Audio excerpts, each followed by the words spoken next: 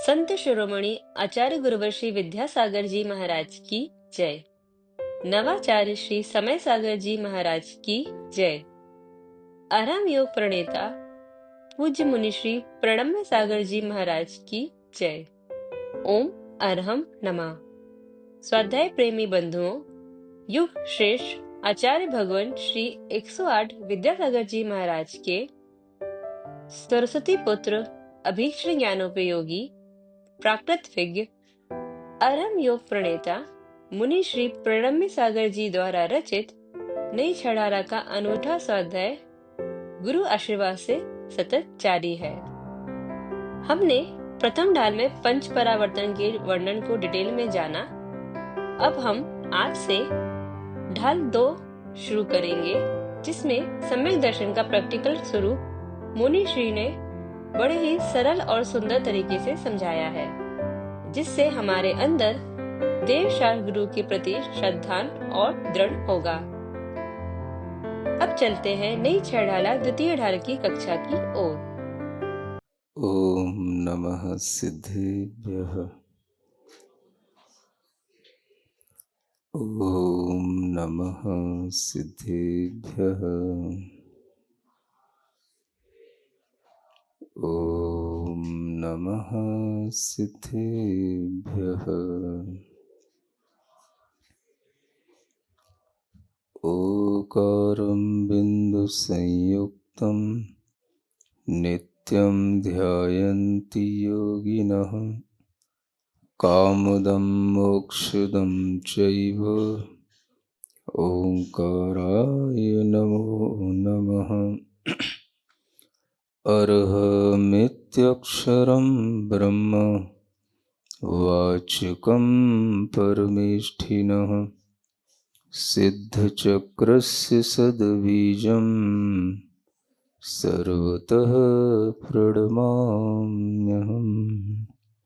अनंतानंत सिद्ध परमेष्ठी भगवान की, देवादिदेव आदिम तीर्थंकर श्री ऋषभनाथ भगवान की, वर्तमान शासन नायक श्री वर्धमान महावीर भगवान की, परम पूज्य आचार्य गुरुवर श्री विद्यासागर जी महाराज। तीन लोक में चार हैं, मंगल शरण श्रेष्ठ अरहत सिद्ध वसादुगण धर्म जैन जग ज्येष्ठ। तीर्थंकर जिन देव की, जिन वाणी को ध्याय सार्वधर्म संक्षेप से कहूँ चित्त हुलसाए। द्वितीय ढाल का प्रारंभ हुआ था, उसी का एक छंद पढ़ते हैं। मिथ्या दर्शन और ज्ञान चरण संस्कृति कारण श्रुत जैन वर्ण इनको तजने का जतन होय सोही सम्यक पुरुषार्थ होय। दूसरा का अभ्यास पढ़ना है। मिथ्या मत देव को बुद्धि रोग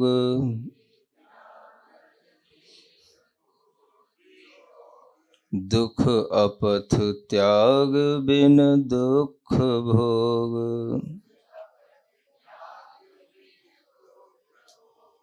औषध सेवन से रोग जाय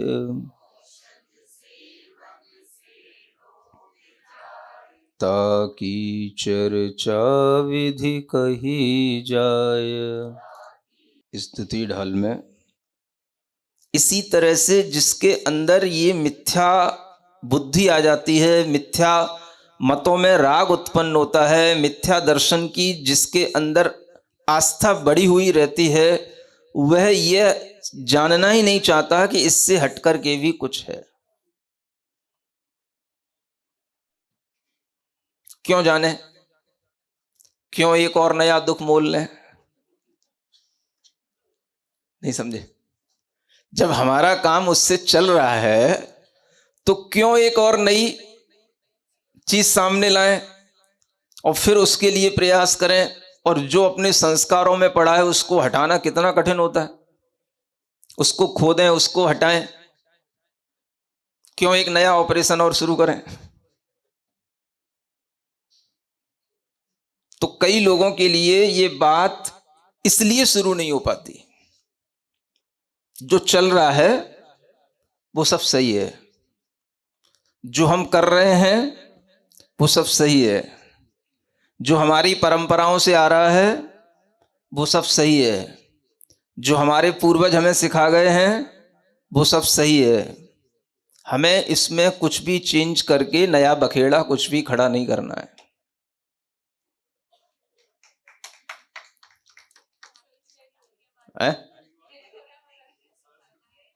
यही हो रहा है। तो क्यों हर आदमी भाई सेफ्टी के साथ रहना चाहता है, हर आदमी को यही लगता है कि कोई नया बखेड़ा क्यों खड़ा करना। जो चल रहा है उसे चलने दो, जो जैसा मान रहा है उसे मानने दो, जो जिसकी पूजा कर रहा है उसे करने दो, जो जिस भी देव को कुदेव को मान रहा है उसे मानने दो, जो जो कुछ भी पढ़ रहा है उसे वह पढ़ने दो, जो जिस किसी भी इंस्टीट्यूट में किसी भी तरह के मेडिटेशन कर रहा है उसे करने दो। क्या सुन रहे हो? अब वो अभ्यस्त हो गया। अभ्यास को छोड़ पाना और अभ्यास का संस्कार छोड़ पाना बड़ा कठिन हो जाता है। इस अरहम ध्यान योगा की प्रैक्टिस में कई ऐसे भी लोग हैं जो पहले किसी इंस्टीट्यूट के बहुत बड़े प्रैक्टिशनर बन गए थे। जब उन्होंने ये देखा कि यहां जैनिज्म में भी ये सब कुछ है तो उन्होंने इसको भी ज्वाइन कर लिया।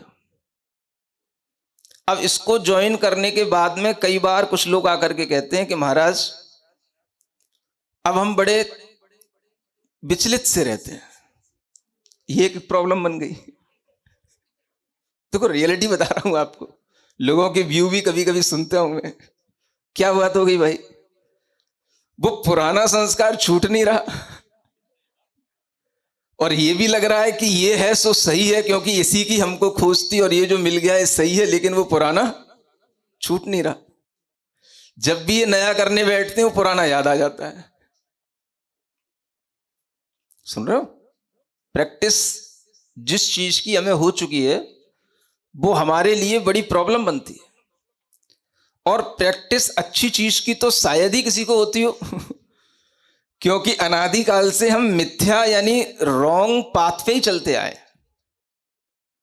तो रॉन्ग नॉलेज, रॉन्ग बिलीव के साथ ही हमारी सारी टाइमिंग गई है और उसी की हमारे लिए हैबिट पड़ी हुई है। अब अगर कुछ भी नया सामने आता है तो हम करने में सोचते भी हैं कि हाँ कर लें, और ये भी लगता है कि हाँ ये सही है, ये भी समझ में आता है कि हाँ ये सम्यक है, राइट है, इसको स्वीकार कर लेना चाहिए, कर भी लें, एडजस्ट नहीं करता मन। स्मृति उसी की आती है, अभ्यास उसी का सामने आ जाता है, तो उससे कैसे मन को बचाएं महाराज? अब ये और एक समस्या का समाधान करो। सुन रहे हो? They are so many problems. एक प्रॉब्लम तो पहले यही थी कि जो रोग है वो दुख है, समझ रहे हो? लेकिन धीरे धीरे हम उस रोग में ही सुखी होने लग गए। तो लोगों ने कहा कि भाई जो है उसी में सुखी रहो, तो रोग है तो रोग में ही सुखी रहने लग गए। तो जब हम रोग में ही सुखी रहने लग गए तो अब फिर किसी ने करंट लगाया कि भाई रोग में सुखी कैसे? सुख तो स्वस्थता में आएगा, रोग हटा, तो रोग हटाए कैसे? तो इस तरह से ऑपरेशन कर। तो ऑपरेशन करने चले तो एक बहुत बड़ा अपने सामने एक टास्क आ गया कि भाई इतना बड़ा ऑपरेशन करके रोग को हटाना, फिर सुख की बात करना, ये बड़ी विचित्र और बड़ी बात है हमारे घर के लिए। कईयों के घर के लिए बड़ी विचित्र बात है। कई बेटियां ऐसे घरों में पहुंच गईं जिन घरों में अब इस तरह का ऑपरेशन हो नहीं सकता है, और उन्हें भी उसी तरह से एडजस्ट होना पड़ रहा है। लेकिन कभी कभी उनकी अंतरात्मा कहती है नहीं, मुझे तो जो हमारा संस्कार था जिन मंदिर जाने का, हमें उसी जिन मंदिर में जाना है। नहीं जा पा रहे, विवाह कहीं और हो गया, संस्कार कुछ और मिलने लग गए, लेकिन वह संस्कार सही होते हुए भी वहां गलत होता चला जा रहा है। धीरे धीरे उसके लिए भी वो सेट करते चला जाता है कि भाई ठीक है, अब जो जैसा है सो ठीक है। लड़ाई झगड़े करने से क्या मतलब है? परिवार चलाओ, सुखी जीवन जियो। ये धर्म कर्म के पीछे लड़ाई क्या करना है? जो है सो ठीक है। सुन रहे हो? तो व्यक्ति को कहीं पर कुछ स्वस्थता आने के लिए एक छोटा सा साधन मिला था, वो फिर से रोगी होने लग गया।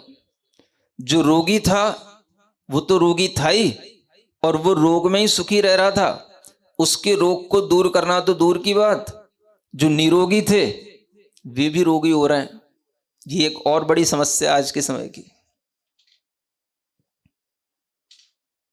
जिन्हें निरोग होने के लिए इस माहौल मिला था, जो थोड़ा सा समझ रहे थे कि हाँ स्वस्थता क्या होती है, समझते बड़े होकर के, लेकिन उनने वह समय भी खो दिया। तो अब उनके लिए ये और एक बड़ी समस्या बन गई कि वो कैसे समझ पाएं कि रोग क्या होता है और स्वस्थता क्या होती है। ये एक बड़ी समस्या है। इसको हम अगर किसी भी और दूसरी भाषा में बोलते हैं तो लोगों को बुरा लगता है। सुन रहे हो भाई? सही तो सब कुछ होता है, आप अपना अपना सही क्यों कहते रहते हो, बाकी दूसरों का गलत क्यों कहते रहते हो? सबसे बड़ा आर्गुमेंट यही होता है। इसको भी समझाने के लिए थोड़ी समझ चाहिए, थोड़ा टाइम चाहिए, और इसको भी समय समय पर समझाता हूं, कह भी चुका हूं, आगे भी वर्णन आएगा। आप्त की भी मीमांसा की जाती है, आप्त की भी परीक्षा की गई है। वो भी आपको परीक्षा करने के लिए कुछ नॉलेज चाहिए, कुछ टाइम चाहिए, तो आप ये सब भी परीक्षा कर सकते हैं कि भाई यही सही क्यों है, बाकी सब गलत क्यों है। लेकिन उसके लिए टाइम चाहिए, आपको बुद्धि चाहिए, आपके पास आपका अपना इंटरेस्ट चाहिए। अगर हो तो उसी को सर्च कर लो कि यही सही क्यों है, बाकी सब सही क्यों नहीं है। ये दिमाग में जब ये बात आ जाती है तो फिर हमारे अंदर ये धीरे धीरे आने लग जाता है कि भाई पढ़े लिखे जो लोग होते हैं वो क्या करते हैं, सबको मानते हैं और सब में कुछ ना कुछ अच्छा खोजते हैं और अपने काम को आगे बढ़ाते हैं। वो किसी एक पर फोकस नहीं करते हैं। ये पढ़े लिखे लोगों की एक मेंटेलिटी बना दी जाती है। सुन रहे हो? तो बस वह जो कुछ ट्रीटमेंट होना चाहिए था वो फिर नहीं हो पाता। क्यों नहीं हो पाएगा? क्योंकि जो रोग है उस रोग के लिए नियम से कुछ ना कुछ अपथ्य तो होगा ही जो उस रोग को बढ़ाएगा। समझ आ रहा है? ये मिथ्या मत देव कुबुद्धि रोग, ये दुख हो गया। फिर अपथ त्याग बिन दुख भोग। इनके साथ जो कुछ भी अपथ्य रूप में लगा हुआ है, अपथ्य माने जो इन चीजों की रोगों को और बढ़ाने वाली सामग्री होती है, वो सामग्रियां भी और हमारे पास बनी रहती हैं जो इन रोगों को बढ़ाती रहती हैं। ऐसे लोग हमारे पास होते हैं, ऐसे इंफॉर्मेशन की सोर्सेज हमारे पास होते हैं, ऐसे इंटरेस्ट क्रिएट करने वाले अनेक तरह के लोगों से हमारा संबंध रहता है, ऐसे मैसेज हमारे पास होते हैं, न्यूज हमारे पास आती हैं, जिनके माध्यम से ये रोग और बढ़ता चला जाता है। सुन रहे हो? अब रोग क्यों नहीं बढ़ेगा भाई? दुनिया में रोगी लोग ज्यादा हैं कि स्वस्थ लोग ज्यादा हैं? रोगी लोग ज्यादा हैं। अगर आध्यात्मिक दृष्टि से देखोगे तो दुनिया में रोगी लोग ज्यादा हैं। और वे रोगी लोग अगर कोई चीज को कर रहे हैं तो स्वस्थ व्यक्ति पर भी उसका असर पड़ता है कि भाई ये कहां जा रहे हैं, तो ये उस तीर्थ पे जा रहे हैं, तो हम भी वहां जाएंगे। समझ में आ रहा है? बहुतायत लोग हल्ला गुल्ला देख करके जो ड्रामा हो रहा है उस ड्रामे को देखने के लिए चलने लग जाते हैं। और वह ये समझ कर रखते ही कहाँ है कि क्या सही क्या गलत, भाई सब कर रहे हैं, हमको भी करना है। तो वह एक बार तो होके आते ही हैं जब दुनिया जा रही है और बहुत बड़ी चीज मानी जाती है, वहां तीर्थ की यात्रा कराओ, यहां पहुंच जाओ तो बहुत बड़ी बात हो गई।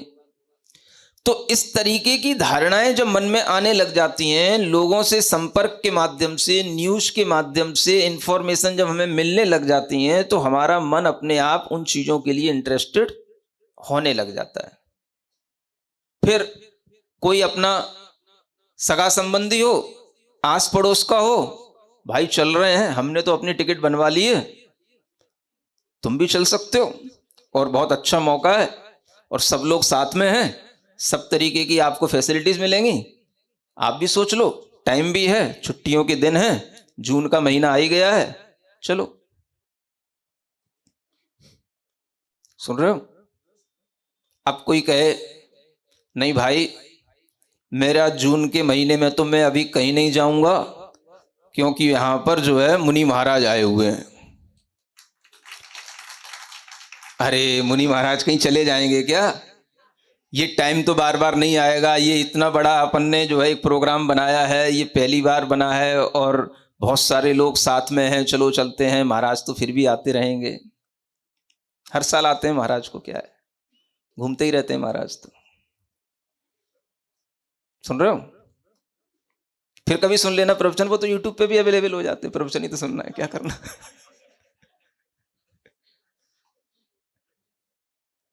तो इंटरेस्ट तो आदमी का तुरंत बिगड़ जाता है, समझ आ रहा है? एक क्षण को वो सही दिशा में चलने की कोशिश भी करे तो अपथ्य इतने हैं उसके सामने। अपथ्य का मतलब वो समझ ही नहीं पाता कि हमारे लिए पथ्य है कि अपथ्य। रोग कोई होता है तो उस रोग को बढ़ाने वाले जो भोजन होते हैं वो अपथ्य कहलाते हैं, समझ आ रहा है? और कई बार तो जिस भोजन से रोग हुआ है वही भोजन हमारे लिए अपथ्य हो जाता है, नहीं समझे? अगर आपने कभी गर्मी के कारण से आम ज्यादा खा लिया नहीं समझ में आया, तो क्या होगा? उसी से ही रोग होगा। फिर डॉक्टर के पास जाओगे तो डॉक्टर कहेगा भाई आम नहीं खाना अभी, समझ में आ रहा है ना? तो जिसके कारण से रोग हुआ वही अपथ्य हो जाता है और हम फिर भी उसी को खाएं। नहीं यार, आम नहीं खाएंगे तो फिर कब खाएंगे? अभी नहीं खाएंगे तो कब खाएंगे? इतने अच्छे अच्छे आम इसी मौसम में खाए जाते हैं और डॉक्टर कह रहा है आम नहीं खाना, आपको नुकसान होगा। कुछ भी, डायबिटीज बढ़ जाती है, बढ़ती है कि नहीं? डायबिटीज वालों बोलो तो। अभी बोलते हैं कि तो फंस जाएंगे हमारा। तो आम खाने से डायबिटीज बढ़ती है कि आम खाने से डायबिटीज हो भी जाती है और फिर भी डायबिटीज होने के बाद में आम खाए बिना मन करता नहीं है, तो यही उसके लिए अपथ्य बन जाता है, समझ आ रहा है? अगर आपके लिए ग्रीष्म काल चल रहा है तो ग्रीष्म काल में भी कई चीजें अपथ्य होती हैं, जैसे बहुत ज्यादा नमकीन तीखा भोजन है ना, बहुत ज्यादा मिर्च मसालों वाला भोजन, ये अपथ्य कहलाता है गर्मी के लिए। भाई गर्मी वैसे ही है, गर्मी में सिगरेट पीना, तंबाकू खाना, नशा करना, ये अपथ्य होता है, सुन रहे हो? लेकिन फिर भी लोग करते हैं। तो ये जो आपके अंदर कोई रोग बन रहा है, उस रोग के लिए अगर आपको बचाना है अपने आप को, तो अपथ्य को पहले छोड़ना पड़ता है, रोग तो धीरे धीरे समाप्त हो जाएगा। तो सबसे बड़ी चीज है अपथ्य। किसी भी रोग को समाप्त करने के लिए उसका विपरीत जिससे रोग फिर से बनता है, वह रोग फिर से क्रिएट होता है, उस अपथ्य को पहले छोड़ो। यही प्रोसेस बताया जाता है आयुर्वेद में अच्छे ढंग से स्वस्थ रहने के लिए। अब वो चाहे वो अपथ्य आपको भले ही अच्छा लग रहा हो, लेकिन अगर आप चाहते हो हम रोग को सही ढंग से ठीक कर दें तो अपथ्य को छोड़ो। अब लोग क्या कहते हैं, भाई इसीलिए आयुर्वेद नहीं खाना, हाँ इसीलिए आयुर्वेद की दवाई नहीं लेना, क्योंकि उनमें ये बोलते हैं ये मत खाओ, वो मत खाओ, ये छोड़ो, तब हमारी औषधि काम करेगी। तो हम तो क्यों ना एलोपैथी लें, जिसमें सब खाओ और दवाई भी खाओ, सब ठीक है। डॉक्टर कहता ही नहीं कभी कुछ कि भाई तुम ये मत खाओ कि वो मत खाओ, बस तुम मेरी दवाई खाओ, सब ठीक हो जाएगा। सुन रहे हो ना? तो आदमी क्या चाहता है? बस सुख चाहता है, जो हम भोग कर रहे हैं वो कहीं छूटे नहीं। अब डॉक्टर जो एलोपैथी का होगा वो ये कभी नहीं कहेगा कि भाई इससे कोई साइड इफेक्ट होगा, कुछ हो जाएगा, रोग कुछ समय के लिए दब जाएगा, या कहीं इसके बदले में फिर कोई दूसरा रोग हो जाएगा। ये वो क्यों बोलेगा कोई दूसरा डॉक्टर? भाई मुझे तो यही सिखाया गया है, मैंने एमबीबीएस करके 5 साल इसी में निकाले हैं, और यही बताया गया कि इस रोग की दवाई ये है, बस आपको इसी पर ट्राई करना और कुछ नहीं करना बस। तो उसके लिए तो इन चीजों से कोई मतलब ही नहीं कि इसके बदले में कोई दूसरा साइड रोग हो सकता है, इसका कोई साइड इफेक्ट हो सकता है, इस इंजेक्शन का भी कोई साइड इफेक्ट हो सकता है, इसका कोई क्लेम भी नहीं होता डॉक्टरों के ऊपर। सुन रहे हो? मैं कितने ही ऐसे बच्चों को देखता हूं जिनके लिए कोई जन्म के समय पर कोई थोड़ा सा रोग था और कोई ऐसा इंजेक्शन लगाया गया कि वह रोग तो ठीक हुआ ही नहीं, दूसरा रोग और बन गया, और बच्चा हमेशा के लिए ब्रेन से एक तरीके से डिस्कनेक्ट हो गया। उसका ब्रेन जिस तरह से काम करना चाहिए था नहीं कर रहा, या वो किसी तरीके से पैरालिसिस का शिकार हो गया, तो वो अब जीवन भर के लिए हो गया। डॉक्टरों पर कोई क्लेम नहीं है। सुन रहे हो?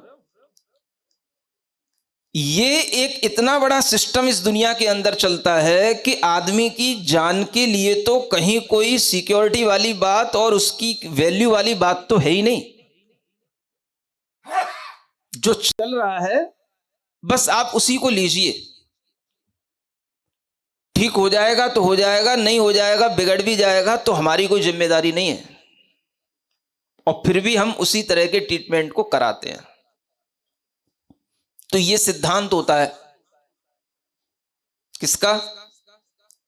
एलोपैथी का ये सिद्धांत है। सुन रहे हो?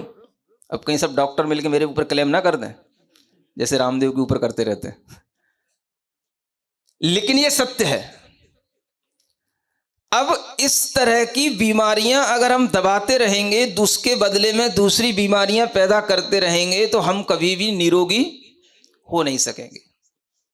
निरोगी होने का सही तरीका जो आयुर्वेद के माध्यम से बताया जाता है, उसमें टाइम भले ही ज़्यादा लगता है, चीज़ों कुछ छोड़नी पड़ती हैं, कुछ हमारे सुख में कमी भी आती है, लेकिन वो ठीक होगा तो इसी तरीके से होगा। रोग को जड़मूल से न अलग करना है तो आपको अपथ्य से बचना होगा। भाई आप कहो कि हमें जुकाम हो रहा है, बुखार आ रहा है, और डॉक्टर कहे तू दही भी खा, मट्ठा भी खा, तुझे जो खाना है सो खा, बस दवाई भी खा, ये कौन सी अक्लमंदी की बात है भाई? जब तुम्हें जुकाम हो रहा है, बुखार आ रहा है, तो तुम्हारे लिए दही मट्ठा ये अनुकूल होगा कि प्रतिकूल होगा? और डॉक्टर कहता है तुम्हें खाने पीने पे कोई परहेज नहीं करना है, चावल खाओ, चावल दही में मिला के खाओ, जो खाना है खाओ, बस ये दवाई खाओ। भाई दवाई की इतनी पोटेंसी, इतनी हाई डोज की दवाई कि भोजन के द्वारा बनने वाला जो रस, उस भोजन के द्वारा बनने वाला जो हमारे अंदर सत्व, उसको भी वो कंट्रोल कर दे। माने वो हमारी बनने वाली धातुओं के ऊपर भी अपना इफेक्ट डालने लग जाए। उस दवाई की इतनी डोज होगी तभी तो वो डॉक्टर इतने कॉन्फिडेंस से बोल पाएगा कि तुझे जो खाना है सो खा। वरना दही खाने से और मट्ठा खाने से उस समय पर जब उसे जुकाम हो रहा है वह ठीक कैसे हो सकता है, जो उस चीज के लिए अपथ्य है। लेकिन डॉक्टर को विश्वास है कि यह दवाई उस पर भी भारी है। तो जब आपस में भीतर द्वंद्व होगा, तुम जो चीजें खा रहे हो उनका पाचन होने पर जो शरीर में रस बन रहा है, और दवाइयां जिस चीज पर इफेक्ट डाल रही हैं उनका आपस में जब द्वंद्व होगा, लड़ाइयां होंगी भीतर, तो क्या होगा? कहीं ना कहीं युद्ध का मैदान तो तैयार होगा ना। यह समझ नहीं आता। कहीं ना कहीं भीतर विकृतियां पैदा होंगी ना, बस उसी का नाम है एक नया रोग और बन जाना। इसलिए आयुर्वेद का यह सिद्धांत कि अगर आपको किसी भी प्रकार का रोग हुआ है तो सबसे पहले ये देखो इस रोग की वृद्धि के भोजन कौन से हैं, उससे पहले बचो, अगर आप अपने आप को उस रोग को जड़ मूल से ठीक करना चाहते हो तो। समझ आ रहा? ये सिद्धांत आयुर्वेद में है, एलोपैथी में नहीं है। इसी को अपथ्य कहते हैं। भले ही वही चीज खाने से आपको रोग हुआ है, वही चीज आपके लिए अपथ्य बन जाएगी, तो आप पहले उसी चीज को खाना छोड़ो। भाई क्या खा लिया था कल, तो जो खा लिया था वो आज नहीं खाना, वो आपके लिए अपथ्य हो गया। गए थे किसी फंक्शन में, खा ली खूब सारी पूड़ियां, खा ली खूब सारी मिठाइयां, रोग हो गया, तो अब क्या करना? अब भी आज भी पूड़ियां ही खाना है, मिठाइयां ही खाना है? तो आयुर्वेद कहेगा कि आज मिठाई नहीं खाना, जब तक तुम्हारा रोग ठीक ना हो जाए तब तक मिठाई नहीं खाना, पूड़ी नहीं खाना। क्या खाना? हल्का सुपाच्य भोजन लेना, खिचड़ी खाना। सुन रहे हो कि नहीं?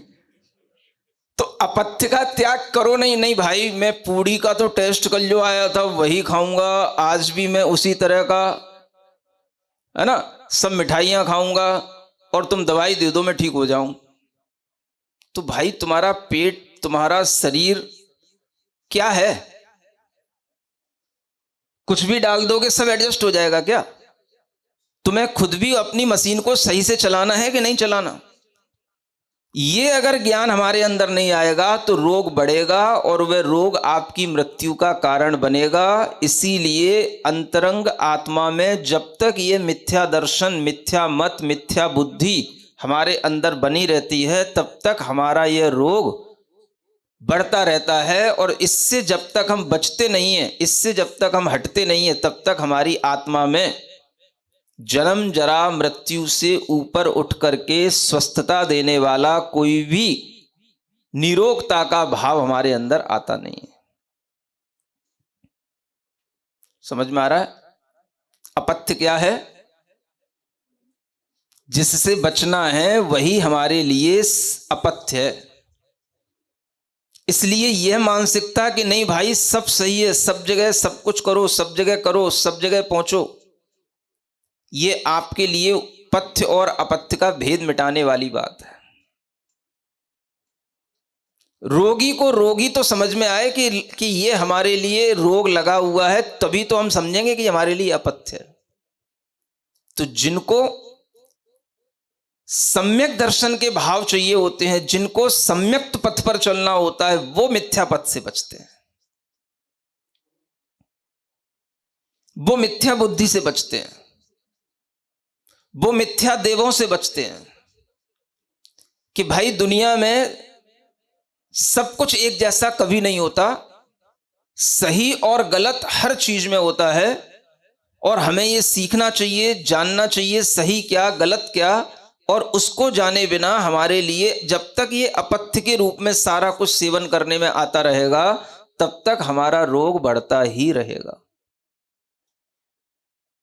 और हम दुख को भोगते रहेंगे। तो बस यही इस लाइन में लिखा हुआ है, मिथ्या मत देव कुबुद्धि रोग, ये रोग हैं तीनों, और यही दुख हैं और यही अपथ्य हैं, और इनको त्याग किए बिना दुख भोग, बार बार वह दुख भोगने में आएगा जो पंच परावर्तन रूप संसार में हमें मिलता है।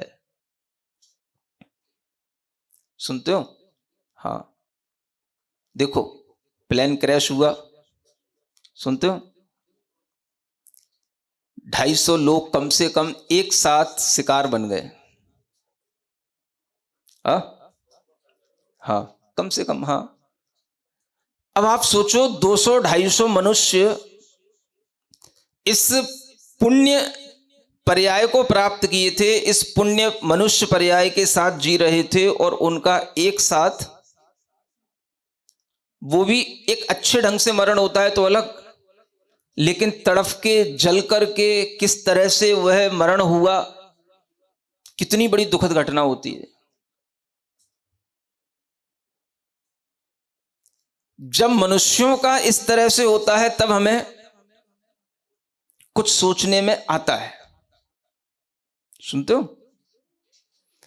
लेकिन जब कहीं पर किन्हीं और दूसरे जानवरों के साथ होता है तब हमें कुछ सोचने में नहीं आता है।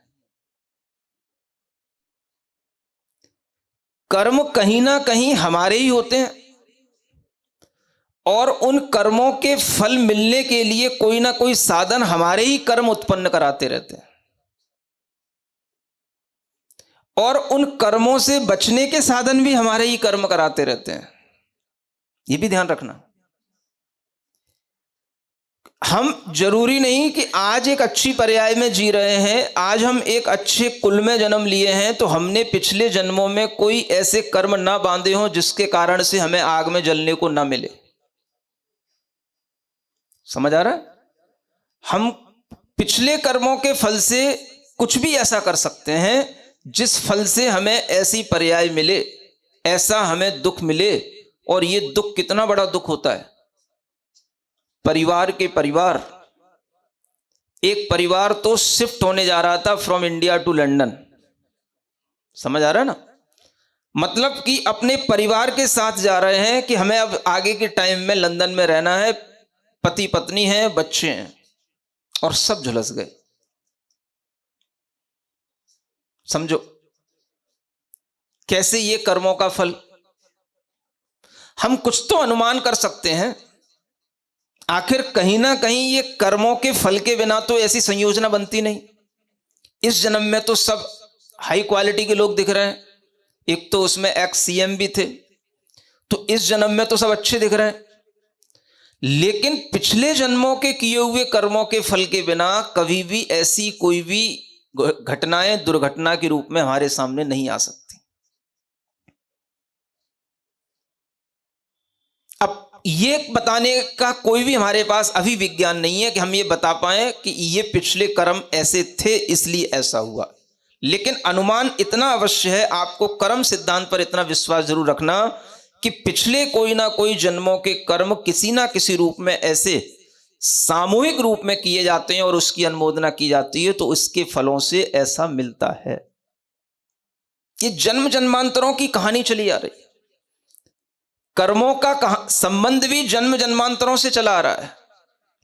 हम आज कोई स्टेटस अपना अच्छा बनाए हुए हैं, हाई प्रोफाइल के साथ जी रहे हैं, ये एक अलग मैटर है। लेकिन जो कर्म हमें जिस तरीके से जलाएंगे, जिस तरीके से हमें मृत्यु देंगे, वो कर्म हमारे निश्चित हैं। वो आज के नहीं है, वो पिछले जन्म जन्मांतरों के होते हैं। उन्हीं के बीच में से एक सिंगल व्यक्ति बच जाता है, एक सिंगल पर्सन। समझ आ रहा है? एक और कोई बता रहा था कि कोई एक और लेडी थी जो जाने वाली थी, जाम में फंस गई, लेट हो गई, फ्लाइट चली गई, बच गई। सुनो, ये सब भी कर्म के फल से, मतलब जिसका उसमें टिकट है फिर भी वो बच गई। जो किस सीट पर बैठा है, कहां पर एक्सीडेंट हुआ, वो कैसे सीट के गेट से बाहर निकल गया, वो एक बच गया, बाकी सब झुलस गए। ये कहीं ना कहीं हमें इतना तो अनुमान लगाने के लिए मन को कहे कि ये सब किससे? हमारे कर्मों के फल से। सिरिजिण वाणी जग कल्याणी जग जन मदतम मोहरी जणमण हारी गढ़हर हारी जम जरा भव रोग हरि तिथ्य राणम दिव्य झुणिम जो पड़ई सुणई मय्ये धारई राणम सौख मणंतम धरिय सासद मोक्ष पदम पावई सासद मोक्ष पदम पावई। नई छह डाला आज का सवाल प्रतियोगिता में आप सभी का स्वागत है। आज का सवाल है, यह मत खाओ वह मत खाओ, यह कौन कहता है? एलोपैथी, होम्योपैथी, आयुर्वेदिक या नेचुरोपैथी? कल के सवाल का सही उत्तर है अपथ्य। आप अपना जवाब हमें कल शाम 5 बजे तक भेजें। 3 भाग्यशाली विजेताओं को मिलेंगे आकर्षक उपहार। अपना जवाब भेजने के लिए लिंक पर जाएं या क्यूआर कोड स्कैन करें। ओम अरहम नमः।